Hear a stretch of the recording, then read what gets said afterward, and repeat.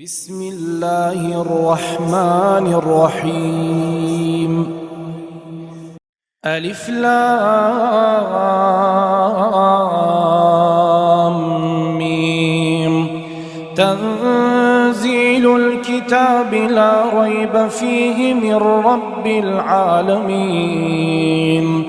أم يقولون افتراه بل هو الحق من ربك لتنذر قوما ما أتاهم من نذير من قبلك لعلهم يهتدون.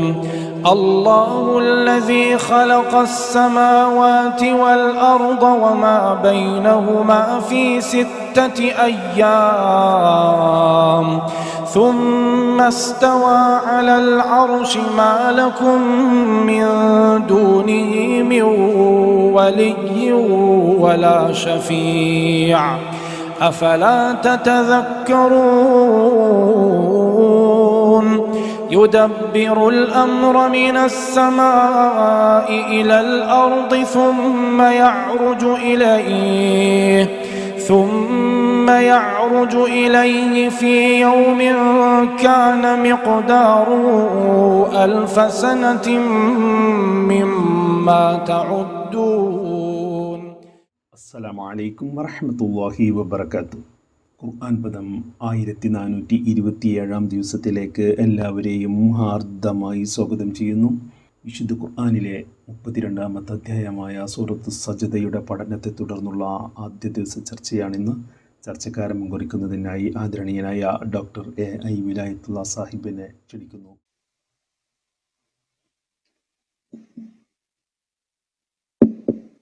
السلام عليكم ورحمة الله وبركاته. أعوذ بالله من الشيطان الرجيم. بسم الله الرحمن الرحيم. ألف لام ميم. تنزيل الكتاب لا ريب فيه من رب العالمين. أم يقولون افتراه بل هو الحق من ربك لتنذر قوما ما أتاهم من نذير من قبلك لعلهم يهتدون. الله الذي خلق السماوات والأرض وما بينهما في 6 أيام ثم استوى على العرش ما لكم من دونه من ولي ولا شفيع أفلا تتذكرون. يدبر الأمر من السماء إلى الأرض ثم يعرج إليه في يوم كان مقداره 1000 سنة مما تعدون. صدق الله العلي العظيم. സൂറത്ത് സജ്ദയിലെ ആദ്യത്തെ 5 ആയത്തുകളാണ് ഞാൻ നിങ്ങളെ കേൾപ്പിച്ചിട്ടുള്ളത്. സൂറത്ത് സജ്ദ 30 ആയത്തുകൾ അടങ്ങിയിട്ടുള്ള സൂറത്താണ്. മക്കയിലാണ് അത് അവതരിച്ചത്. അതിൻ്റെ പഠനം നമ്മൾ കഴിഞ്ഞ ദിവസം പൂർത്തിയാക്കുകയുണ്ടായി. ഈ സൂറത്തുമായി ബന്ധപ്പെട്ടുകൊണ്ടുള്ള ചർച്ചക്കും വിലയിരുത്തലിനൊക്കെ വേണ്ടിയിട്ടുള്ള ഒരു സന്ദർഭമാണിത്. ചില ചോദ്യങ്ങൾ നേരത്തെ കൈകാര്യം ചെയ്യപ്പെടാൻ ബാക്കിയുണ്ടായിരുന്നത് വെച്ചുകൊണ്ട് തുടങ്ങുകയാണ്. അതില് ഒന്നാമത്തേത്, അള്ളാഹുവിനോട് മാത്രമേ സഹായം തേടാൻ പാടുള്ളൂ എന്ന സംബന്ധമായിട്ട് ഉയർന്ന ഒരു ചോദ്യമാണ്. ഒരു ബന്ധുവോ സുഹൃത്തോ ഒരു ഡോക്ടറോ മറ്റേതെങ്കിലും മനുഷ്യനോ നമ്മളെ സഹായിക്കുമ്പോൾ അതിൻ്റെ കൃതജ്ഞത അവരോട് പ്രകടിപ്പിക്കേണ്ടതല്ലേ? അത് ചെയ്യാതിരിക്കുന്നത് നന്ദികേടല്ലേ? അറബ് ഏകദൈവത്തിലേക്ക് എല്ലാ നന്ദിയും തിരിക്കുന്നത് അതിൻ്റെ ഗുണം അതിനൊന്നും അർഹതയില്ലാത്ത അറബ് ലോകത്തിന് നൽകാനല്ലേ എന്നാണ് ഉന്നയിക്കപ്പെട്ടിരിക്കുന്ന ചോദ്യം. എൻ്റെ അവസാന ഭാഗത്തിലേക്ക് ഞാൻ വല്ലാതെ കടക്കുന്നില്ല. ഇവിടെ ഉന്നയിക്കപ്പെട്ട മൗലികമായൊരു വിഷയം മനുഷ്യരുടെ കൂട്ടത്തില് ചില ആളുകളോട് ചിലപ്പോൾ നമ്മൾ സഹായങ്ങൾ തേടേണ്ടി വരും. അതിന് അള്ളാഹുവിനോടാണോ നന്ദി കാണിക്കേണ്ടത്, ആ വ്യക്തികളോട് കൃതജ്ഞത കാണിക്കേണ്ടതില്ലേ എന്നതാണ്. അതിൽ അടിസ്ഥാനപരമായി മനസ്സിലാക്കേണ്ട ഒരു കാര്യം, ഒരാൾക്കും നമ്മെ അള്ളാഹുവിന്റെ ഉദ്ദേശമില്ലാതെ, അള്ളാഹുവിന്റെ മശീഅത്തില്ലാതെ സഹായിക്കുക സാധ്യമല്ല. ഡോക്ടറായാലും വേറെന്തെങ്കിലും മേഖലയിൽ നമ്മളെ സഹായിക്കാൻ മുതിരുന്ന ആളായാലും അവർക്കൊക്കെയും തന്നെ നമ്മളെ സഹായിക്കാൻ വേണ്ടി സാധിക്കുന്നത് അള്ളാഹുവിന്റെ മശീഅത്ത് ഉള്ളത് കൊണ്ടാണ്. അതുകൊണ്ട് തീർച്ചയായിട്ടും അടിസ്ഥാനപരമായി നമുക്ക് എന്ത് സഹായം ആരിൽ നിന്ന് ലഭിക്കുന്നുവെങ്കിലും അതിന് തൗഫീഖ് തന്ന അള്ളാഹുവിനോടാണ് ഒന്നാമതായി നമ്മൾ കൃതജ്ഞത കാണിക്കേണ്ടത്. തുടർന്ന് തീർച്ചയായിട്ടും നമുക്ക് സഹായം ചെയ്തു തന്ന ആളുകളോട് കൃതജ്ഞത കാണിക്കുന്നത് ഇസ്ലാം പഠിപ്പിക്കുന്ന മര്യാദകളിൽ പെട്ടതാണ്. നബി സല്ലല്ലാഹു അലൈഹി വസല്ലമയുടെ ഒരു വാചകത്തില് നമുക്ക് മല്ലം യശ്കുരി നാസ മാ ശക്കറല്ല എന്ന് പറയുന്ന കാണാം.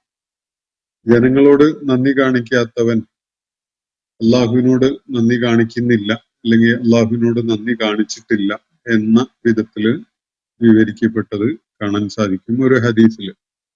അത് സൂചിപ്പിക്കുന്നത് തന്നെ നമുക്ക് എന്തെങ്കിലും സഹായം ചെയ്തു തന്ന ആളുകളോട് കൃതജ്ഞത കാണിക്കുന്നത്, നന്ദി കാണിക്കുന്നത്, അവർക്ക് പ്രത്യുപകാരം ചെയ്യുന്നതും അതുപോലെ അവരോട് നമ്മുടെ കടപ്പാട് അറിയിക്കുന്നതും ഒക്കെ തന്നെ അള്ളാഹുവിനോടുള്ള കൃതജ്ഞതയുടെ ഭാഗമാണ്. അടിസ്ഥാനപരമായി അവർക്ക് നമ്മളെ സഹായിക്കാൻ സാധിച്ചിട്ടുള്ളത് അത് അള്ളാഹുവിന്റെ തൗഫീഖ് ഉള്ളത് കൊണ്ടാണ്. അള്ളാഹു അങ്ങനെ ഒരു സഹായം നമുക്ക് ലഭിക്കാൻ വേണ്ട വിധത്തിൽ സാഹചര്യങ്ങളെ രൂപപ്പെടുത്തുന്നത് കൊണ്ട് മാത്രമാണ്. അതുകൊണ്ട് നമുക്ക് സഹായം ചെയ്തു തന്ന വ്യക്തികളെയോ അതിന് സന്നദ്ധരായ സംവിധാനങ്ങളെയോ ഒന്നും നമ്മൾ പരിഗണിക്കേണ്ടതില്ല, അവരോട് ഒരു നിലക്കുമുള്ള കൃതജ്ഞത കാണിക്കേണ്ടതില്ല എന്നല്ല, മറിച്ചാണ് മനുഷ്യരോട് അവർ ചെയ്തു തന്ന ഉപകാരത്തിനും അവർ കാണിക്കുന്ന കടപ്പാടിനും ഒക്കെ തന്നെ അവരോട് നമ്മൾ പ്രതിബദ്ധത കാണിക്കുക എന്നത്, അവരോട് കൃതജ്ഞത കാണിക്കുക എന്നത് സത്യവിശ്വാസത്തിന്റെ തന്നെ ഭാഗമാണ്. അത് അള്ളാഹു ചെയ്തു തന്ന ഒരു കാര്യം അവരാണ് ചെയ്തത് എന്ന ധാരണ വെച്ചുകൊണ്ടല്ല, ആർക്കും നമ്മളെ സഹായിക്കാൻ പറ്റുന്നത് അള്ളാഹുവിന്റെ തൗഫീഖ് ഉള്ളത് കൊണ്ട് മാത്രമാണ് എന്ന് ഉൾക്കൊണ്ടുകൊണ്ട് തന്നെയാണ് അത് ചെയ്യേണ്ടത് എന്നതും ഇസ്ലാം പഠിപ്പിച്ചിട്ടുള്ള ഒരു കാര്യമാണ്. അപ്പോ ആ കാര്യം മാത്രമേ ഞാൻ പരാമർശിക്കുന്നുള്ളൂ. മറ്റത് പിന്നെ ആ ചോദ്യം ഉന്നയിച്ച ആളുടെ ഒരു മനോവൈകല്യം കാരണമായിട്ട് രൂപപ്പെടുന്ന കുറെ ആശയങ്ങളും സംസാരവും ഒക്കെയാണ്, അത് ഞാൻ വിട്ടുകളയാണ്. മറ്റൊന്ന്, ഒരേ സ്വഭാവത്തിലുള്ള ചോദ്യങ്ങൾ ആവർത്തിച്ച് ചോദിക്കുന്നതിനെ കുറിച്ചാണ്. അത് ഖുർആനിലും ഒരേ കാര്യങ്ങൾ എത്രയോ പ്രാവശ്യമാണ് ആവർത്തിച്ചു വരുന്നത് എന്നതാണ്. അതില് ഖുർആനിൽ വിഷയങ്ങൾ ആവർത്തിച്ചു വരുന്നതിനെ കുറിച്ച് മാത്രം ഞാൻ മറുപടി പറയാം. മറ്റത് നേരത്തെ സൂചിപ്പിച്ച പോലെ ആ ചോദ്യം ഉന്നയിക്കുന്ന ആളുടെ ചില മാനസികാവസ്ഥയിൽ നിന്നൊക്കെ വരുന്ന ചില സംസാരങ്ങളാണ്. അതുകൊണ്ട് ഖുർആനില് എന്തുകൊണ്ട് കാര്യങ്ങൾ ആവർത്തിച്ചു വരുന്നു എന്നതാണ്. ഖുർആന്റെ വേറെ ചില പേര് തദ്കിറത്ത്, ദിക്ർ എന്നൊക്കെയാണ്.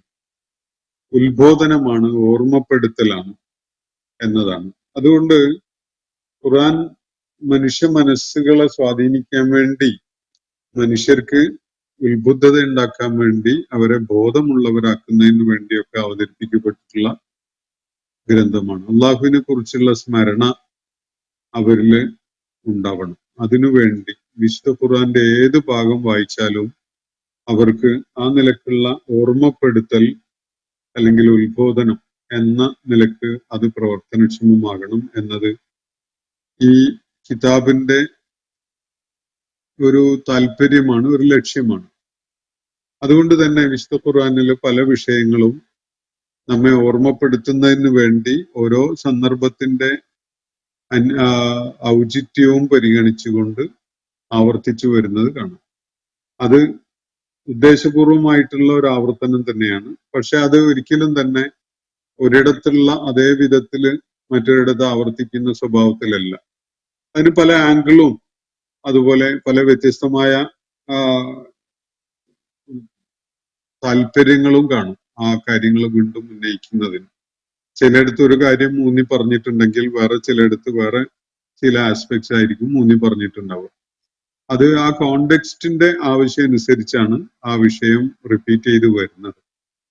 അതുപോലെ തന്നെ അതില് മൗലികമായി മനുഷ്യനെ ഉണർത്തുക, ഓർമ്മപ്പെടുത്തുക, അവനെ ഉത്ഭുതനാക്കുക എന്ന താല്പര്യമുള്ളത് കൊണ്ടുകൂടിയാണ് അങ്ങനെ നിർവഹിക്കപ്പെട്ടിട്ടുള്ളത്. അതല്ലാത്ത നിലക്ക് മനുഷ്യരുടെ രചനകളിലാണെങ്കിൽ ഈ ഒരു കാര്യം ആവർത്തിച്ചു വരിക എന്നത് ആ രചനയുടെ ഏറ്റവും വലിയ ഒരു ഡ്രോബാക്ക് ആയിട്ട്, ഒരു ന്യൂനതയായിട്ടാണ് മനസ്സിലാക്കപ്പെടുക. മനുഷ്യർ എഴുതുന്ന ഒരു ലേഖനമായാലും ഒരു ട്രീറ്റിസ് ആയാലും ഒരു എക്സ്റ്റെൻസീവായിട്ട് ഉള്ള ഒരു വിഷയത്തിലുള്ള രചനയായാലും ഇതിൽ ഏത് നിലക്കുള്ള എഴുത്താണെങ്കിലും ഒരേ കാര്യം ആവർത്തിച്ചു വരുന്നത് അതിന് ടോട്ടോളജിക്കൽ ആവുക എന്ന് പറയും.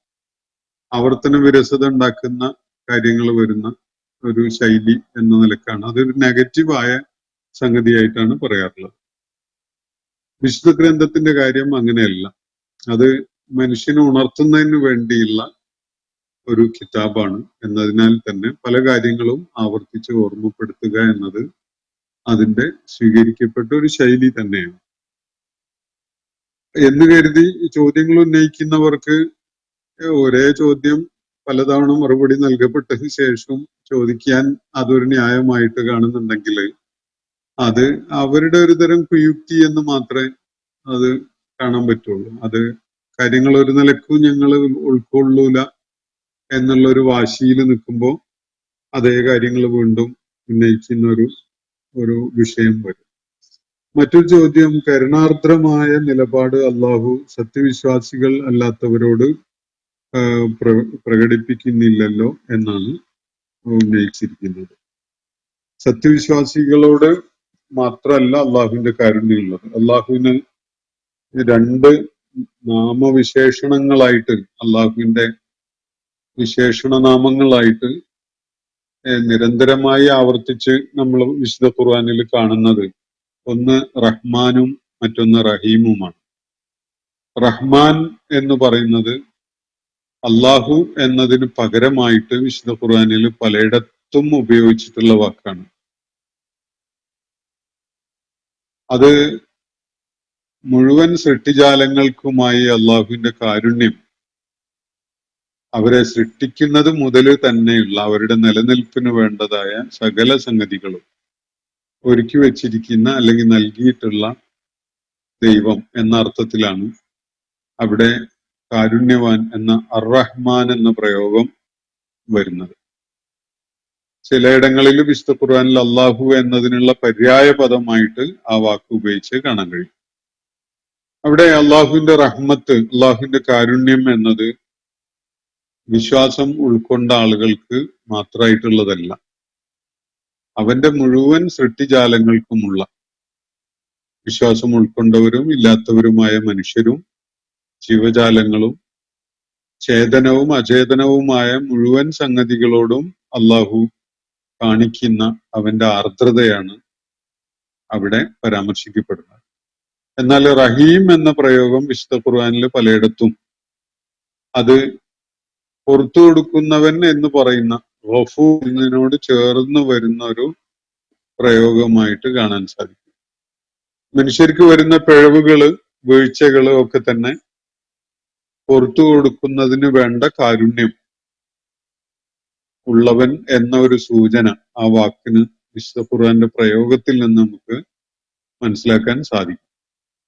യഥാർത്ഥത്തിൽ ഈ രണ്ട് വാക്കും വരുന്നത് റഹിമ എന്ന റൂട്ടിൽ നിന്നാണ്.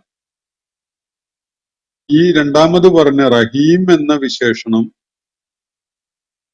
വിശ്വാസികളോടായിട്ട് അള്ളാഹു അവരുടെ പശ്ചാത്താപം സ്വീകരിക്കുന്നതിനും അവരുടെ പ്രാർത്ഥനകൾക്ക് ഉത്തരം ചെയ്യുന്നതിനും ഒക്കെ പ്രയോജനപ്രദമാകുന്ന വിധത്തിലുള്ള അള്ളാഹുവിന്റെ കാരുണ്യമാണ്, അള്ളാഹുവിന്റെ ആർദ്രതയും അലിവും ഒക്കെയാണ് സൂചിപ്പിക്കുന്നത് എന്നാണ് വിശുദ്ധ ഖുർആന്റെ ഈ പദങ്ങൾ ഉപയോഗിച്ച ശൈലിയിൽ നിന്ന് മനസ്സിലാക്കാൻ സാധിക്കുന്നത്. പ്രയോഗത്തില് അള്ളാഹുവിന്റെ കരുണയും ആർദ്രതയും ഒന്നും അവിശ്വാസികൾക്ക് ലഭിക്കുന്നില്ല എന്ന് ആരെങ്കിലും സങ്കല്പിക്കുന്നുണ്ടെങ്കിൽ അയാള് ജസ്റ്റ് ഒന്ന് അയാളുടെ നാവ് ഇളക്കി നോക്കുക, തൊണ്ട അനക്കി നോക്കുക, അപ്പൊ മനസ്സിലാവും അവിടെ ഉമിനീര് പൊടിയുന്നതും വായിലൂടെ അല്ലെങ്കിൽ അന്നനാളത്തിലേക്ക് ഉമിനീർ ഇറക്കാൻ സാധിക്കുന്നതും ഒക്കെ ഒരു നിമിഷത്തേക്കെങ്കിലും തടയപ്പെട്ടാൽ ഉണ്ടാവുന്ന അവസ്ഥ എത്ര ഭീകരമായിരിക്കും എന്ന്.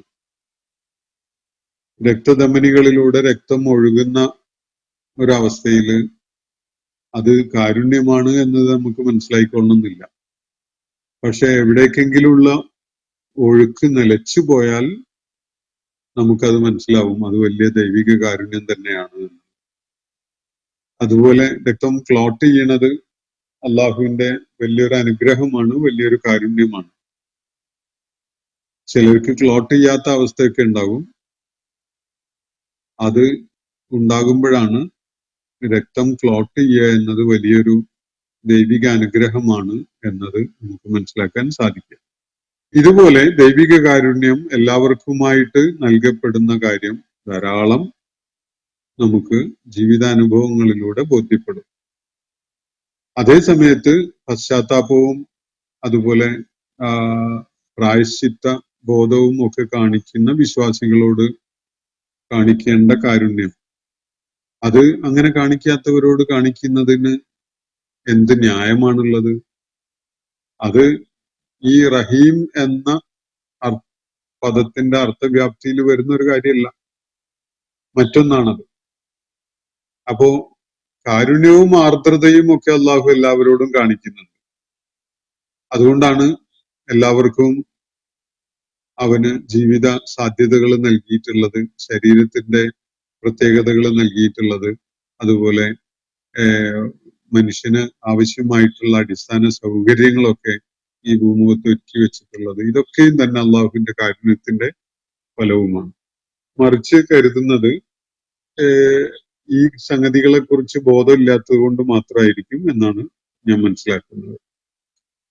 അതുപോലെ മറ്റൊരു ചോദ്യം, ശരീരമില്ലാത്ത ആത്മാക്കളാണോ ഹൂറികളോടൊപ്പം രമിക്കുന്നതും മധ്യപ്പുഴയിൽ ആറാടുന്നതും എന്ന വിധത്തില്? അത് ഞാൻ നേരത്തെ അതിന് ഭാഗികമായിട്ട് അതിനെക്കുറിച്ചുള്ള ഒരു വിശദീകരണം നൽകിയിട്ടുണ്ടായിരുന്നു.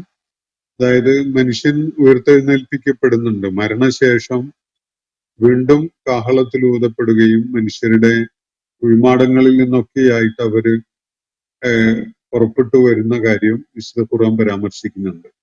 അതുപോലെ ശിക്ഷ ഏറ്റുവാങ്ങുന്ന ആളുകള് നരകത്തില് എറിയപ്പെടുമ്പോ അവരുടെ തൊലി കത്തിക്കരിഞ്ഞു പോകുന്നതും ഓരോ തവണയും കത്തിക്കരിഞ്ഞ ശേഷം വീണ്ടും അവർക്ക് പുതിയ തൊലി നൽകപ്പെടുന്നതും ഒക്കെ ഖുർആൻ പരാമർശിക്കുന്നുണ്ട്.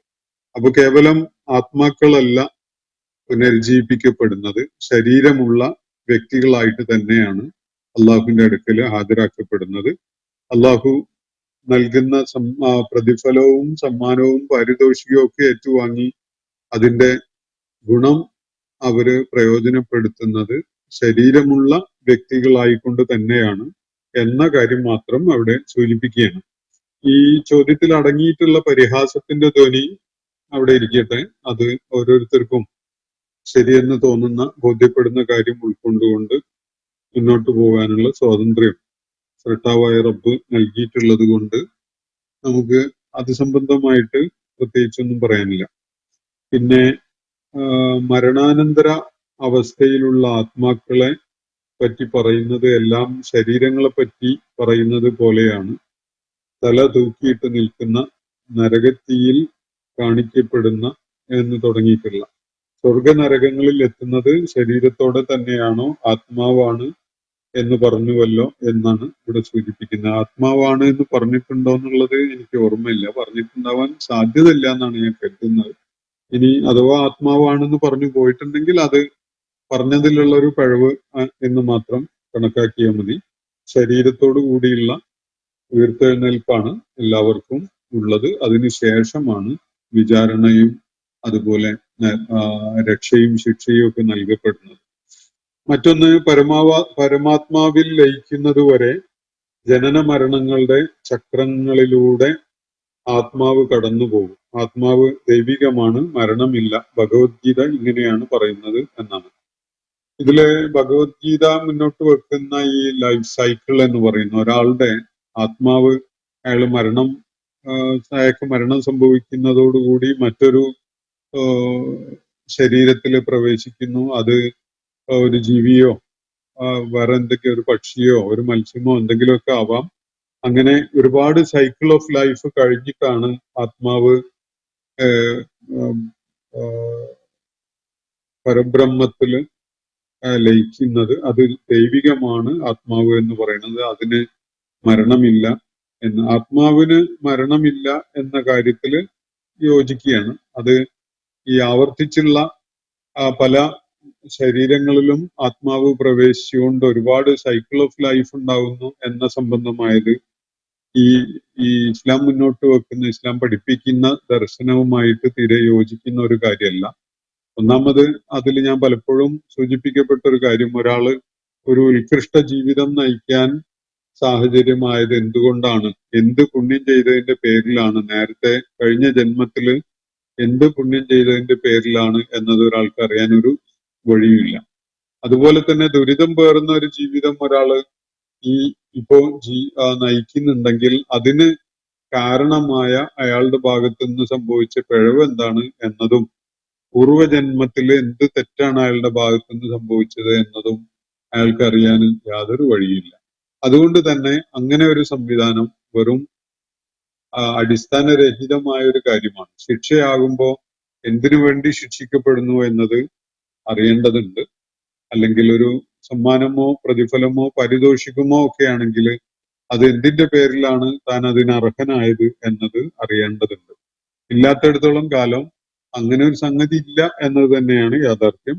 അത് ഭഗവത്ഗീതയല്ല, ഏത് സ്രോതസ്സിൽ വന്നാലും മനുഷ്യന് സ്വീകരിക്കാൻ പറ്റുന്ന ഒരാശയമേ അല്ല എന്ന് മാത്രം സൂചിപ്പിക്കുകയാണ്. മറ്റൊന്ന്, മരണാനന്തര ശിക്ഷകളെ കുറിച്ച് പറഞ്ഞ് ഭയപ്പെടുത്തി കൂടെ അറബ് മതത്തിന്റെ കൂടെ നിർത്തുക എന്നതല്ലേ ഇതിന്റെയൊക്കെ താല്പര്യം എന്നാണ്. അതൊക്കെ നിങ്ങൾക്ക് സ്വന്തമായിട്ട് തീരുമാനിക്കാം. വേറെ ഒരു കാര്യം, മനുഷ്യരൊഴിച്ച് വേറെ ഒന്നിന്റെയും സുജൂദ് അള്ളാഹുവിന് വേണ്ട. ഇതേ അള്ളാഹു സുജൂദ് ആവശ്യപ്പെട്ട് മനുഷ്യരുടെ പിന്നാലെയാണ് മനുഷ്യരെ സ്വാധീനിച്ച് കൂടെ നിർത്താനുണ്ടാക്കിയ വെറും കഥയല്ലേ ഇത് എന്നാണ് അദ്ദേഹം ചോദിക്കുന്നത്. ഇതില് മനുഷ്യന്റെ സുജൂദ് അള്ളാഹു ആവശ്യപ്പെടുന്നുണ്ട്. വേറെ ജീവജാലങ്ങളുടെയോ അള്ളാഹുവിന്റെ മറ്റു സൃഷ്ടികളുടെയോ ഒന്നും സുജൂദ് ആവശ്യപ്പെടുന്നില്ല എന്നതാണ് ചിന്മയ ഉന്നയിച്ചിരിക്കുന്ന കാര്യം. യഥാർത്ഥത്തിൽ അദ്ദേഹത്തിന് ഖുർആൻ മുന്നോട്ട് വെക്കുന്ന ആശയം വേണ്ട വിധത്തിൽ മനസ്സിലായിട്ടില്ല എന്നാണ് അർത്ഥം. നിഴലുകൾ പോലും ജീവജാലങ്ങളുടെയോ വൃക്ഷങ്ങളുടെയോ അതുപോലെ കെട്ടിടങ്ങളുടെയോ പോലും നിഴലുകൾ പോലും അള്ളാഹുവിന് സുജൂദ് ചെയ്യുന്നവയാണ്. അള്ളാഹുവിന് സുജൂദ് ചെയ്യാത്തവയായിട്ട് യാതൊന്നുമില്ല. അത് നിങ്ങൾക്ക് മനസ്സിലാവുന്നില്ല എന്നതാണ് വസ്തുത എന്നുകൂടി ഖുർആൻ സൂചിപ്പിക്കുന്നുണ്ട്. സുജൂദ് മാത്രമല്ല, സുജൂദിൽ നടത്തുന്ന അള്ളാഹുവിനെ കുറിച്ചുള്ള പ്രകീർത്തനം പോലും ഇവയൊക്കെയും നടത്തുന്നുണ്ട് എന്ന് ഖുർആൻ വ്യക്തമായിട്ട് പറയുന്നുണ്ട്. അപ്പോൾ സുജൂദ് എന്നത് അള്ളാഹുവിനുള്ള ഒരു സമർപ്പണമാണ്. അത് മനസ്സും ശരീരവും ഒരുപോലെ അള്ളാഹുവിന് സമർപ്പിച്ചുകൊണ്ട് അവന് വിധേയപ്പെട്ടുകൊണ്ടുള്ള ഒരു പോസ്ചറാണ് സുജൂദ് എന്ന് പറയുന്നത്. ഇത് മനുഷ്യൻ ചെയ്യുന്ന വിധത്തിലാണ് ഇതര ജീവജാലങ്ങൾ ചെയ്യുന്നത് എന്ന് നമുക്ക് പറയാൻ കഴിയില്ല. വ്യത്യസ്തമായ രൂപത്തിലാണ് അവയ്ക്കൊക്കെ അള്ളാഹുവിനുള്ള വിധേയപ്പെടലായിക്കൊണ്ടുള്ള സുജൂദ് നിർവഹിക്കേണ്ടതുള്ളത്.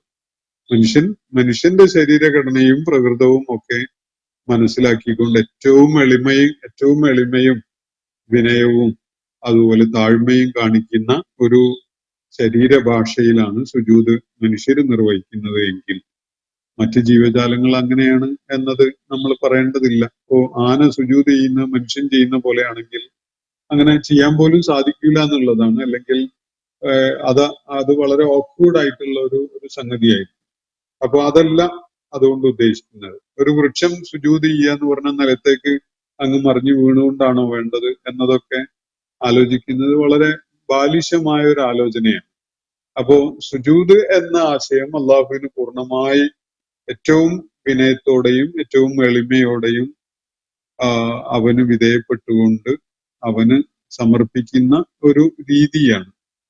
അത് എല്ലാ സൃഷ്ടികളും ചെയ്യുന്നുണ്ട്, ചെയ്യേണ്ടതുണ്ട്. അത് എല്ലാവർക്കും വ്യത്യസ്തമായ രൂപത്തിലായിരിക്കും അത് എന്നത് മാത്രമാണ് ഇവിടെ മനസ്സിലാക്കാനുള്ളത്. മറ്റൊന്ന്, എല്ലാവർക്കും പങ്കുവെക്കുക എന്നത്, സക്കാത്തിനെ കുറിച്ചാണ് അദ്ദേഹം ഈ ചോദ്യം ഉന്നയിച്ചിരിക്കുന്നത്. എല്ലാവർക്കും പങ്കുവെക്കുക എന്നത് ഇസ്ലാമിന്റെ നയമാണോ? സത്യവിശ്വാസികൾക്ക് മാത്രമല്ലേ സക്കാത്ത് നൽകുന്നത് എന്നതാണ് ഒരു ചോദ്യം.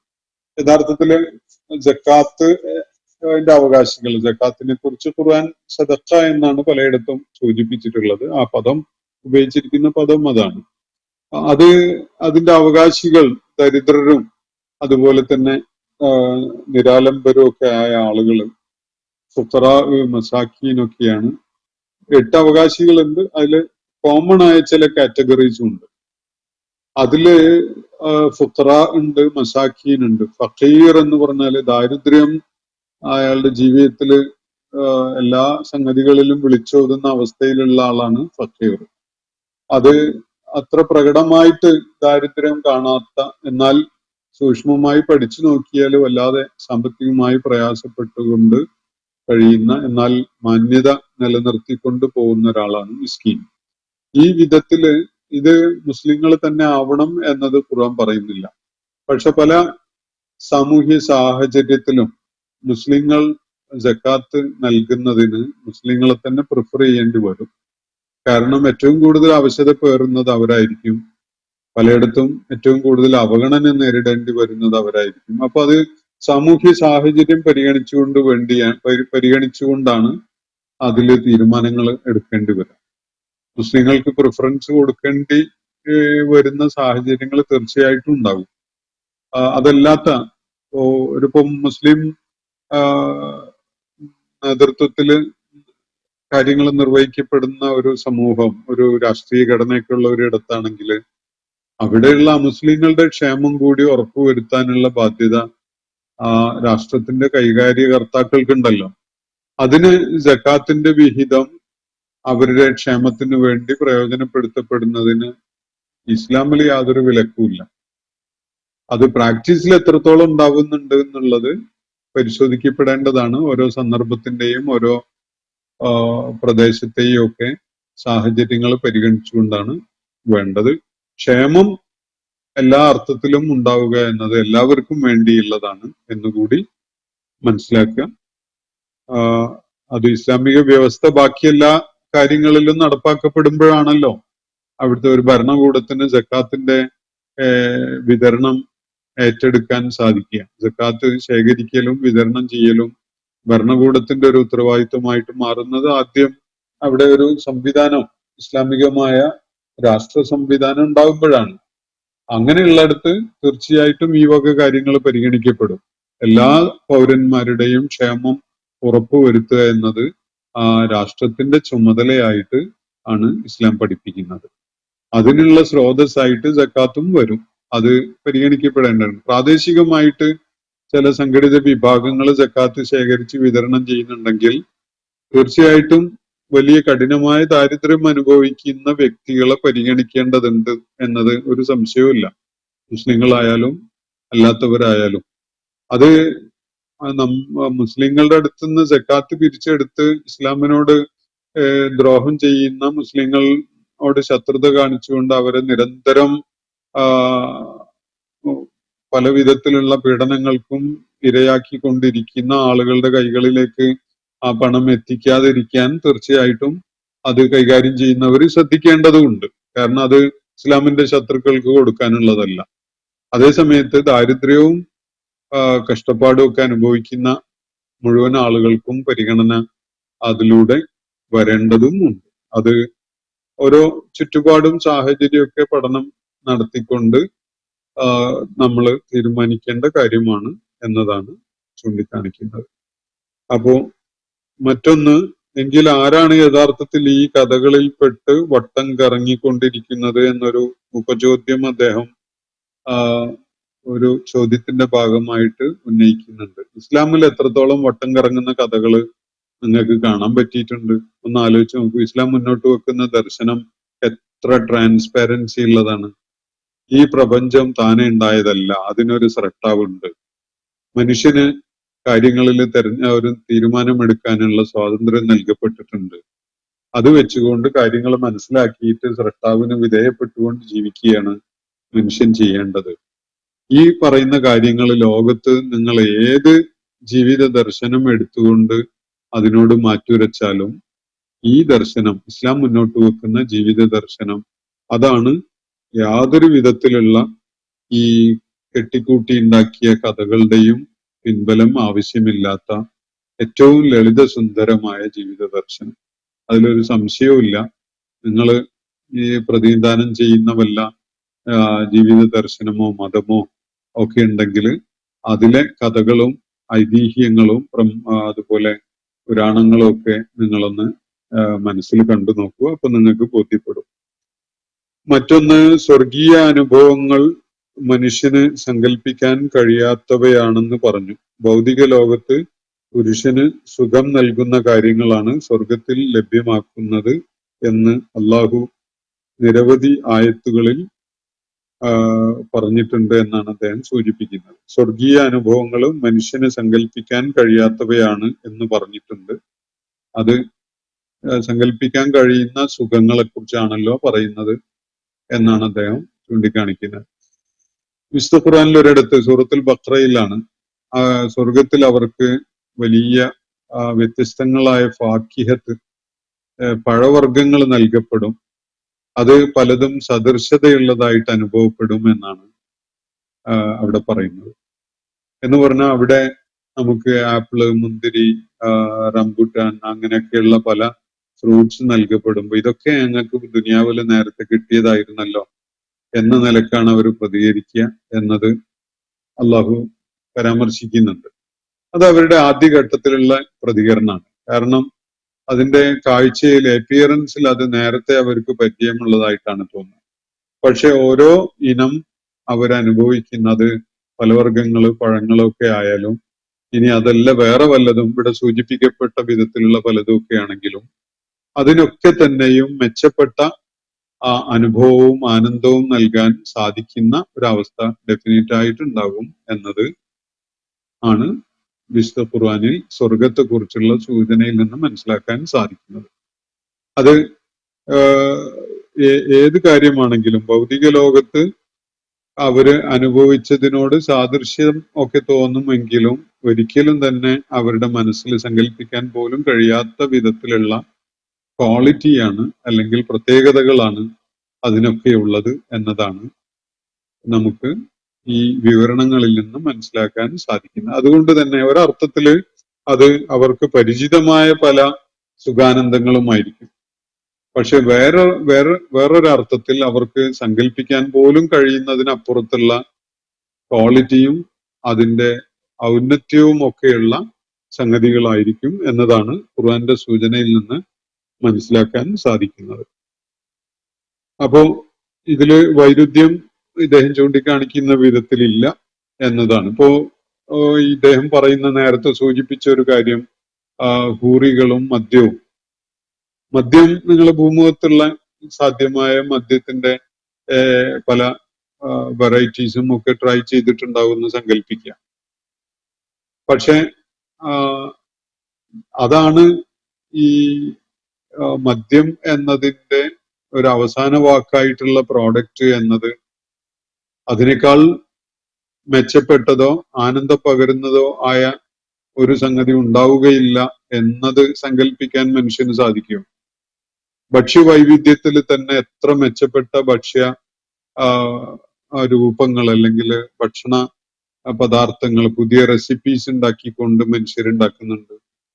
അതേപോലെ ഇപ്പോ സ്ത്രീ പുരുഷ ബന്ധത്തിന്റെ കാര്യത്തിലാണെങ്കിലും ഏത് മാരീഡ് കപ്പിളിന്റെയോ അല്ലാത്ത പങ്കാളികളുമായിട്ടുള്ള ജീവിതമായാലും അതിലൊക്കെ തന്നെ മനുഷ്യന് അനിഷ്ടകരമായതും അസ്വസ്ഥത സൃഷ്ടിക്കുന്നതുമായ പലതും ഉണ്ടാവും.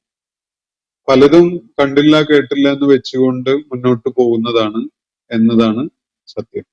പല വിധത്തിലുള്ള അതൃപ്തി ഉണ്ടാക്കുന്ന കുറെ കാര്യങ്ങൾ നമ്മള് പാർട്ട്ണറിൽ ഉണ്ടാവാം, നമ്മളിലും അവരെ സംബന്ധിച്ചിടത്തോളം ഉണ്ടാവാം. പക്ഷെ സ്വർഗത്തിൽ അള്ളാഹു നൽകുന്ന ജീവിത ബന്ധങ്ങള് ഇങ്ങനെയുള്ള അതൃപ്തികരമായ യാതൊന്നും ഉള്ളതല്ല എന്നതാണ് വിശുദ്ധ ഖുർആൻ സൂചിപ്പിക്കുന്ന ഒരു കാര്യം. അപ്പൊ നമ്മൾ മനസ്സിലാക്കുന്ന, നമുക്ക് സ്വപ്നത്തിൽ പോലും കാണാൻ കഴിയാത്ത വിധത്തിലുള്ള സംഗതി ഈ മേഖലകളിലൊക്കെയും സാധ്യമാണ് എന്നതാണ് ഈ കാര്യങ്ങൾ ബോധ്യപ്പെടുത്തുന്നത്. ഇനി മറ്റൊരു കാര്യം, ശിക്ഷയും പാരിതോഷികവും ഒരു വലിയ അളവിൽ ഭാഗികമായോ പൂർണ്ണമായോ ഇവിടെ തന്നെ ലഭിക്കുന്നുണ്ട്. അതിന് അതീതമായുള്ളവ പുനർജന്മത്തിൽ ലഭിക്കുന്നു എന്നതല്ലേ ശരി എന്നാണ് അദ്ദേഹം ചോദിക്കുന്നത്. ഇവിടെ ശിക്ഷയും അതുപോലെ തന്നെ പാരിതോഷികങ്ങളും പ്രതിഫലങ്ങളും ഒരളവില് ഭൂമിയിൽ ലഭിക്കുന്നു എന്നത് ഖുർആൻ തന്നെ പറയുന്നുണ്ട്. നമ്മൾ പഠിച്ചിപ്പോ പൂർത്തിയാക്കിയ സൂറത്തു സജ്ജദയിൽ തന്നെ അദാബുൽ അദ്ന, അദാബുൽ അക്ബർ എന്നീ രണ്ട് പ്രയോഗങ്ങൾ നമ്മൾ കണ്ടിട്ടുണ്ട്. അത് ചെറിയ ശിക്ഷകള് അവരെ ഉണർത്തുന്നതിന് വേണ്ടി ഭൂമിയിൽ അവരുടെ ജീവിതകാലത്ത് തന്നെ നാം നൽകുന്നു. അത് വലിയ ശിക്ഷ അവരെ ഏറ്റുവാങ്ങേണ്ടി വരുന്നതിന് മുമ്പായിട്ട്. അപ്പൊ ആളുകൾക്ക് തിരുത്താൻ ഒരു അവസരം കൊടുക്കുക എന്നുള്ള നിലയ്ക്ക് ചെറിയ ചെറിയ ഓർമ്മപ്പെടുത്തലുകളായിട്ടുള്ള ശിക്ഷകൾ ഭൂമിയിൽ അള്ളാഹു നൽകിയെന്ന് വരും എന്നതാണ് അവിടെ സൂചിപ്പിക്കപ്പെടുന്നത്. അതുപോലെ നമുക്ക് ആനന്ദം നൽകുന്ന ചില സംഗതികളും ഭൂമുഖത്ത് അള്ളാഹു ഒരുക്കി വെച്ചിട്ടുണ്ട്. ചില പ്രതിഫലങ്ങള് ഭൗതിക ലോകത്ത് തന്നെ അള്ളാഹു നമുക്ക് നൽകുന്നു എന്നത്. എന്നാൽ ഇതിനുള്ള പൂർണ്ണമായ ശിക്ഷ പുനർജന്മത്തിലാണ് എന്ന് പറയുന്നത് ഒരു ഭൂലോക മണ്ടത്തരാണ്. കാരണം ഇപ്പൊ ഒരാളുടെ ദുഷ്കർമ്മം കാരണമായിട്ട് അയാൾ അടുത്ത ജന്മത്തിൽ കഴുതയായിട്ട് ജനിക്കുന്നുവെങ്കിൽ ഏറ്റവും ചുരുങ്ങിയത് ആ കഴുതക്ക് മനസ്സിലാവണ്ടേ, ഞാന് പൂർവിക ജന്മത്തില് എന്തോ ഒരു അബദ്ധം ചെയ്ത് കാരണമായിട്ടാണ്, അല്ലെങ്കിൽ എന്റെ കർമ്മദോഷം കാരണമായിട്ടാണ് ഇപ്പോ കഴുതയായിട്ട് ജനിച്ചിട്ടുള്ളത്. അതുകൊണ്ട് ഞാന് വളരെ നല്ലൊരു കഴുതയായി ജീവിച്ചുകൊണ്ട് അടുത്ത ജന്മത്തില് ഒരു ബ്രാഹ്മണനായിട്ട് ജനിക്കണം എന്നൊരു ഡിറ്റർമിനേഷൻ ആ കഴുതക്ക് ഉണ്ടാകണമെങ്കിൽ ആ വിധത്തിലുള്ള ഒരു ബോധം അതില് ആ ജീവിയിൽ വർക്ക് ചെയ്യണ്ടേ. അങ്ങനെ ആർക്കെങ്കിലും വർക്ക് ചെയ്യുന്നുണ്ടെങ്കിൽ അതിപ്പോ തന്നെ നമുക്കൊക്കെ തന്നെ അനുഭവപ്പെടണ്ടേ. ഇത് നമ്മളുടേത് ഏത് ജന്മം എന്നത് നിങ്ങൾക്ക് പറയാൻ പറ്റുമോ? അങ്ങനെ പറ്റുന്നില്ല എന്നത് കാരണത്താൽ തന്നെ നമ്മുടെ ഈ ജന്മത്തില് നമുക്കത് മനസ്സിലാക്കാൻ പറ്റുന്നില്ല എന്നതുകൊണ്ട് തന്നെ ഈ പുനർജന്മത്തിലാണ് പൂർണ്ണമായ ശിക്ഷയും പൂർണ്ണമായ പ്രതിഫലവും ലഭിക്കുക എന്ന് പറയുന്നത് ഒരു അജണ്ട വെച്ചുകൊണ്ട് ഉണ്ടാക്കിയെടുത്തിട്ടുള്ള ഒരു വലിയ മനുഷ്യരെ പറ്റിക്കാൻ വേണ്ടി തന്നെ ഉണ്ടാക്കിയെടുത്തിട്ടുള്ള ഒരു തത്വചിന്ത അല്ലെങ്കിൽ ഒരു ആശയമാണ് എന്നതാണ് നമുക്ക് മനസ്സിലാക്കാൻ സാധിക്കുക. ശരീരമില്ലാത്ത ആത്മാവ് ശിക്ഷ അനുഭവിക്കുന്നത് എങ്ങനെയെന്നാണ് ഇദ്ദേഹം ചോദിക്കുന്നത്. ആത്മാവിനെ വേണമെങ്കിലൊക്കെ ശിക്ഷ അനുഭവിപ്പിക്കാൻ പടച്ചതമ്പുരാന് സാധിക്കും. പലപ്പോഴും ശരീരത്തിന് അനുഭവിക്കുന്ന ശിക്ഷയുടെ വലിയ പങ്ക് നമ്മൾ മനസ്സുകൊണ്ടാണ് അനുഭവിക്കുന്നത്. അതുകൊണ്ട് അങ്ങനെ സാധിക്കില്ല എന്നൊന്നും പറയേണ്ടതില്ല. പക്ഷെ ഇസ്ലാമില് പാരത്രിക ജീവിതവുമായി ബന്ധപ്പെട്ടുകൊണ്ട് ആത്മാവിന്റെ മാത്രം അനുഭവമായിട്ടല്ല പഠിപ്പിക്കപ്പെട്ടിട്ടുള്ളത്. പുനർജീവിപ്പിക്കപ്പെടുന്നു, ശരീരത്തോടു കൂടി അള്ളാഹുവിന്റെ മുന്നിൽ ഹാജരാക്കപ്പെടുന്നു. അതിനെ തുടർന്ന് ഈ രക്ഷയും ശിക്ഷയും അനുഭവിക്കുന്നത് ശരീരവും ആത്മാവും ഒക്കെ ഒരുമിച്ച് തന്നെയാണ് എന്നതാണ് ഖുർആൻ വ്യക്തമാക്കിയിട്ടുള്ള കാര്യം. അത് വീണ്ടും വീണ്ടും ഉന്നയിക്കേണ്ട കാര്യമില്ല. മറ്റൊന്ന്, എന്തിനാണ് ഈ ലോകത്ത് മനുഷ്യൻ മറ്റു മനുഷ്യരെ മതം വിടുന്നതിന്റെ പേരിൽ കൊല്ലുന്നത് എന്നതാണ്. മതം വിടുന്നതിന്റെ പേരിൽ കൊല്ലുന്നതായിട്ട് എന്റെ പരിചയത്തിലുള്ളത് RSS മാത്രമാണ്. ഹിന്ദു മതം ഉപേക്ഷിച്ച് ഇസ്ലാമിലേക്ക് വന്ന അനേകം ആളുകളെ കൊല ചെയ്തതിന്റെ ചരിത്രം നമ്മുടെ നാട്ടിൽ തന്നെ കാണാൻ കഴിയും.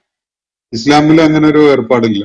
ഇസ്ലാമിൽ രാജ്യദ്രോഹിയായി മാറിക്കൊണ്ട് ഒരാള് മതം ഉപേക്ഷിക്കുകയും രാജ്യദ്രോഹിയായിക്കൊണ്ട് ഇസ്ലാം വിരുദ്ധമായ ശത്രുക്കളെ സഹായിക്കുന്ന വിധത്തിൽ പ്രവർത്തിക്കുകയും ചെയ്യുമ്പോൾ മാത്രമാണ് അക്കാര്യത്തില് നടപടി ഉണ്ടാവുക. അങ്ങനെ ചെയ്യാത്ത രാജ്യദ്രോഹികൾക്ക് ആ വിധത്തിലുള്ള ശിക്ഷ നൽകാത്ത ഒരു സാമൂഹ്യ വ്യവസ്ഥയും ലോകത്തെവിടെയും ഇല്ല. മറ്റൊന്ന്, ചിന്മയ ഉന്നയിക്കുന്ന ഒരു ചോദ്യം, അള്ളാഹുവിന്റെ അസ്തിത്വം വ്യക്തമാക്കുന്ന ഒറ്റ ദൃഷ്ടാന്തം കാണിച്ചാൽ എല്ലാവരും വിശ്വാസികളാവുകയില്ലേ? പകരം പ്രാപഞ്ചിക ദൃഷ്ടാന്തങ്ങൾ കാണിക്കുന്നത് മനുഷ്യനെ അവഹേളിക്കലല്ലേ എന്നതാണ്. ഈ ഒറ്റ ദൃഷ്ടാന്തം എന്നതുകൊണ്ട് ഇദ്ദേഹം ഉദ്ദേശിച്ചത് പടച്ച തമ്പുരാൻ തന്നെ നമ്മുടെ കൺമുന്നിൽ ആദ്യം ഒന്ന് വന്നു നിൽക്കുക എന്നുള്ളതാണോ? അതല്ലെങ്കിൽ നിങ്ങൾ ഉദ്ദേശിക്കുന്ന ദൃഷ്ടാന്തം അള്ളാഹുവിനെ ബോധ്യപ്പെടുത്തി തരാനുള്ള എന്താണ്? അതൊന്ന് പറയും. എന്ത് ദൃഷ്ടാന്തം കാണിച്ചാലാണ് നിങ്ങൾക്ക് ബോധ്യപ്പെടുക? ഇല്ലെങ്കിൽ അള്ളാഹു തന്നെ മുന്നിൽ വന്ന് കൺമുന്നിൽ ഹാജരാവുക എന്നതാണോ? അള്ളാഹു തന്നെ കൺമുന്നിൽ വന്ന് ഹാജരാവുക എന്നുള്ളതാണെങ്കിൽ പിന്നെ അതിനെ തുടർന്ന് നിങ്ങൾ വിശ്വസിക്കുന്നതിന് നിങ്ങൾക്ക് വല്ല പ്രതിഫലവും തരേണ്ട വല്ല കാര്യമുണ്ടോ? അതിൽ നിങ്ങളുടെ എഫേർട്ട് എന്താണുള്ളത്? യാതൊന്നുമില്ല. നിങ്ങൾ വിശ്വസിക്കാതെ ഇരിക്കുന്നത് നിങ്ങൾ ചെയ്യുന്ന ഒരു വലിയ വിഡ്ഢിത്തം എന്നത് മാത്രമായിട്ടേ ഉണ്ടാവുള്ളൂ. അതിലൊരു പരീക്ഷണവും പിന്നെ അവശേഷിക്കുന്നും ഇല്ല. അപ്പോ ഈ ഒരൊറ്റ ദൃഷ്ടാന്തം എന്താണ് എന്നത് അദ്ദേഹം ഒന്ന് വേണ്ട സമയമെടുത്ത് ആലോചിച്ചിട്ടൊന്ന് പറഞ്ഞേക്കും. എന്താണ് അത് സംഗതി? അള്ളാഹുവിനെ ബോധ്യപ്പെടാൻ ഈ പ്രാപഞ്ചിക പ്രതിഭാസങ്ങളായ ദൃഷ്ടാന്തങ്ങൾ ചൂണ്ടിക്കാണിക്കുകയല്ല വേണ്ടത്. അത് മനുഷ്യനെ അവഹേളിക്കലാണ്. ഞാൻ മനസ്സിലാക്കിയെടുത്തോളം അത് ഓരോന്നും മനുഷ്യനെ വിസ്മയിപ്പിക്കുന്ന കൗതുകങ്ങളാണ്. പ്രപഞ്ചത്തിലുള്ള ഓരോ പ്രതിഭാസവും അതെത്ര ചെറുതും വലുതും ഒക്കെ ആയാലും അത് പ്രപഞ്ച സൃഷ്ടാവിന്റെ മഹത്വം ഉൾക്കൊള്ളാൻ നമ്മളെ അങ്ങേയറ്റം വിസ്മയിപ്പിക്കുന്ന വിധത്തിലുള്ള അനുഭവങ്ങളാണ്. അതൊരിക്കലും തന്നെ മനുഷ്യനെ അവഹേളിക്കുന്ന ഒരു അനുഭവമായിട്ട് അനുഭവപ്പെടുകയേയില്ല. ഇനി അദ്ദേഹം പറയുന്ന ഒരൊറ്റ ദൃഷ്ടാന്തം അതെന്താണത്? അത് പടച്ച തമ്പുരാൻ തന്നെ നിങ്ങളുടെ മുന്നിൽ വന്ന് നിന്നിട്ട് ഞാനാണ് അള്ളാഹു എന്ന് പറയുന്നതാണോ? എന്നിട്ട് പിന്നെ അത് വിശ്വസിക്കാൻ, അത് അംഗീകരിക്കാൻ, ഇങ്ങനെ ചോദ്യങ്ങളൊക്കെ ചോദിക്കാൻ കഴിയുന്ന അള്ളാഹു നൽകിയ ബുദ്ധി ഉള്ള ഒരാളെ ആവശ്യമുണ്ടോ? അതും നിങ്ങളൊന്ന് ആലോചിച്ചിട്ട് ഒരു തീരുമാനം എടുത്തോളൂ. മറ്റൊന്ന്, മുൻ പ്രവാചകന്മാരുടെ കഥകൾ വിശ്വാസയോഗ്യമാണോ? അവരോ അവർ പിന്തുടരുന്ന വിശ്വാസങ്ങളോ അള്ളാഹുവിന്റെ സ്വാധീനം ഉള്ളവരല്ല. ഖുറൈശികൾക്ക് പോലും പല ദൈവങ്ങളിൽ ഒരുവൻ മാത്രമായിരുന്നു അള്ളാഹു എന്നതാണ്. ഈ ചോദ്യം ഉന്നയിച്ചിരിക്കുന്ന ആളുടെ അല്പജ്ഞാനമാണ് ഇത് വെളിപ്പെടുത്തുന്നത്. അദ്ദേഹം പറയുന്നതനുസരിച്ച് യഹൂദരും ക്രൈസ്തവരും ഒന്നും അള്ളാഹുവിനെ പരിചയമില്ലാത്തവരാണ്. അവർക്കൊന്നും അള്ളാഹുവിനെ അറിയില്ല. അവരുടെ മേലൊന്നും അള്ളാഹു ഒരു സ്വാധീനവും ചെലുത്തിയിട്ടില്ല എന്നുള്ളതാണ്. അദ്ദേഹത്തിന് മലയാളത്തിലുള്ള ബൈബിള് പരിചയം ഉണ്ടാവും അല്ലെ? അതില് ദൈവം എന്ന വാക്ക് ഉപയോഗിച്ചിട്ടുണ്ടോന്ന് നോക്കൂ, അല്ലെങ്കിൽ കർത്താവ് എന്നുള്ള വാക്ക് ഉപയോഗിച്ചിട്ടുണ്ടോന്ന്. യേശു പഠിപ്പിച്ച മതം എന്ന നിലക്കാണല്ലോ നമ്മള് ക്രിസ്തു മതത്തിനെ മനസ്സിലാക്കുന്നത്. അതിന്റെ അടിസ്ഥാന ഗ്രന്ഥമായ ബൈബിള് അല്ലെങ്കിൽ അതിന്റെ സുവിശേഷം, അതില് കർത്താവ് എന്നോ ദൈവം എന്നോ ഒക്കെ പറയുന്നുണ്ടെങ്കിൽ യേശു മലയാളം സംസാരിച്ചിരുന്നു എന്നാണോ അതിന്റെ അർത്ഥം? എങ്ങനെയാണ് മനസ്സിലാക്കേണ്ടത്? അതല്ല, യേശു സംസാരിച്ചിരുന്ന സുറിയാനി ഭാഷയില് അതിനുണ്ടായിരുന്ന വാക്ക് എന്തായിരുന്നു? ആ വാക്ക് അറബിയിലേക്ക് വരുമ്പോ അതിന് ആ സ്ഥാനത്ത് കൊടുക്കുന്ന വാക്ക് എന്തായിരിക്കും? അറബി ബൈബിളിൽ കർത്താവ് എന്ന് തന്നെയാണോ ഉള്ളത്? ഈശ്വരനോ ദൈവം എന്നൊക്കെയാണോ ഉള്ളത്?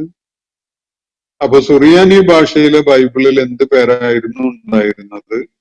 അറബി ഭാഷയിൽ എന്തായിരുന്നു ഉണ്ടായിരുന്നത്? തുടങ്ങിയിട്ടുള്ള കാര്യങ്ങളൊക്കെ ഇന്ന് ഇതൊന്നും മനസ്സിലാക്കാൻ ഒരു പ്രയാസമില്ല. അത് ഗൂഗിൾ ട്രാൻസ്ലേഷൻ ചെയ്യാം. അതുപോലെ ഇന്റർനെറ്റിന്റെ സാധ്യതകൾ ഉപയോഗപ്പെടുത്തിയിട്ട് ബൈബിളിന്റെ വിവിധ ഭാഷകളിലുള്ള ട്രാൻസ്ലേഷൻ പരിശോധിക്കാം. ഇങ്ങനെ പലതും ചെയ്യാം. ഒന്ന് ചെയ്തു നോക്കൂ. ഈ കിണറിൽ തന്നെ കിടന്ന് അങ്ങനെ കളിക്കല്ലേ. വേറെ ചില കാര്യങ്ങളിലേക്ക് പിന്നെ മറ്റൊന്ന്, അള്ളാഹുവിനും മനുഷ്യന്റെ മനസ്സിലുള്ള അജണ്ടകൾ തപ്പിപ്പോകാൻ സമയമുണ്ടോ? അവന് ചേർന്ന പണിയാണോ? അള്ളാഹുവിനെ മുൻനിർത്തി കാര്യങ്ങൾ നേടാനുള്ള ശ്രമമല്ലേ ഇത് എന്നാണ് അദ്ദേഹം ചോദിക്കുന്നത്. അപ്പൊ മനുഷ്യ മനസ്സിന്റെ നിഗൂഢതകളെ അള്ളാഹു അറിയുന്നു എന്ന പരാമർശത്തിനോടുള്ള പ്രതികരണമായിരിക്കും ഇത്. മനുഷ്യ മനസ്സിലെ പരസ്യമായതും രഹസ്യമായതും ഒക്കെയായ സകല സംഗതികളും അള്ളാഹുവിനെ അറിയുന്നു. അള്ളാഹുവിന്റെ കഴിവ് ഈ ചോദ്യം ഉന്നയിച്ച ഒരാളുടെ കഴിവിനോട് സമാനമാണ്. അപ്പോ ഈ കണ്ട ആളുകളുടെ ഒക്കെ കാര്യങ്ങൾ മനസ്സിലാക്കൽ വലിയ ബുദ്ധിമുട്ടാണ്. ഇതാണല്ലോ ഈ ചോദ്യം ഉന്നയിച്ച ആളുടെ മനസ്സിലുള്ളത്, അല്ലെ? അങ്ങനെ ഒരാളെയാണോ ദൈവം എന്ന് വിളിക്കേണ്ടത്? കോടിക്കണക്കിന് മനുഷ്യരുടെ കാര്യങ്ങൾ നിയന്ത്രിച്ചുകൊണ്ടിരിക്കുന്ന, അസംഖ്യം പ്രതിഭാസങ്ങളെ കൈകാര്യം ചെയ്തുകൊണ്ടിരിക്കുന്ന അള്ളാഹുവിനെ സംബന്ധിച്ചിടത്തോളം അവന്റെ ദിവ്യത്വത്തിന്റെ അടിസ്ഥാനപരമായ ഒരു കാര്യം തന്നെ ഈ കാര്യങ്ങളൊക്കെയും അവന് അറിയാൻ സാധിക്കുന്നു എന്നതാണ്. അവന് മറിഞ്ഞു കിടക്കുന്നതുമില്ല, ഒളിഞ്ഞു കിടക്കുന്നതുമില്ല, എല്ലാം അവന് ദൃഷ്ടിഗോചരമായതേ ഉള്ളൂ.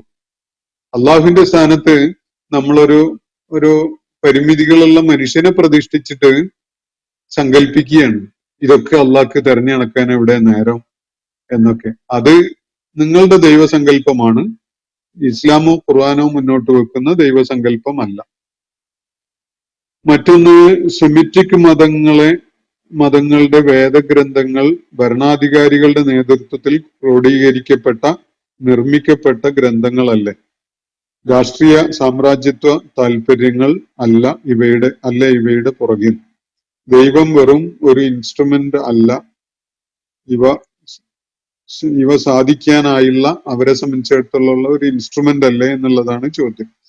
അപ്പോ ദൈവിക ഗ്രന്ഥങ്ങൾ, സെമിറ്റിക് മതങ്ങളുടെ ദൈവിക ഗ്രന്ഥങ്ങൾ ഭരണാധികാരികളുടെ നേതൃത്വത്തിൽ ക്രോഡീകരിക്കപ്പെട്ടതാണല്ലോ.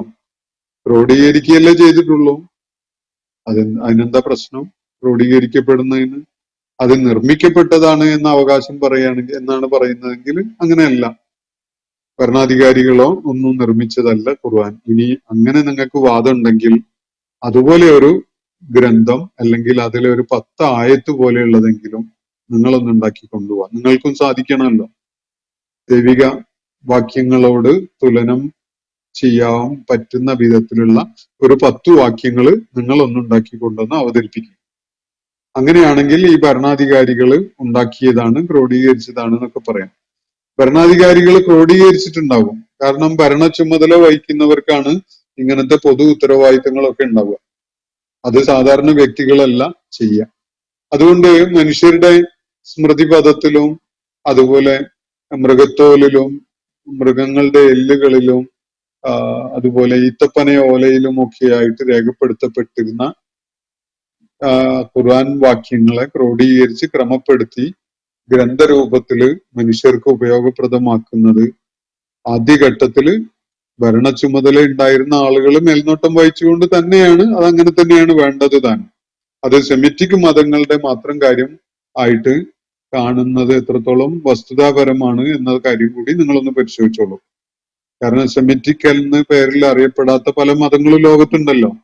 അവയുടെയൊക്കെ ഉപനിഷത്തുകളൊക്കെ പോലെയുള്ളത് ആരാണ് ക്രോഡീകരിച്ചത്, ആരാണ് പിൽക്കാലത്തുള്ള സമൂഹങ്ങൾക്ക് അത് ലഭ്യമാക്കിയത് എന്നൊക്കെ പരിശോധിച്ചാൽ മനുഷ്യരാണ് അത് ചെയ്തിട്ടുള്ളതെന്ന് മനസ്സിലാവും. ചിലപ്പോൾ അത് ഭരണകർത്താക്കളായിരുന്നിരിക്കും, വേറെ ചിലപ്പോൾ അല്ലാത്തവരും ആയിരുന്നിരിക്കും. അതല്ല വിഷയം.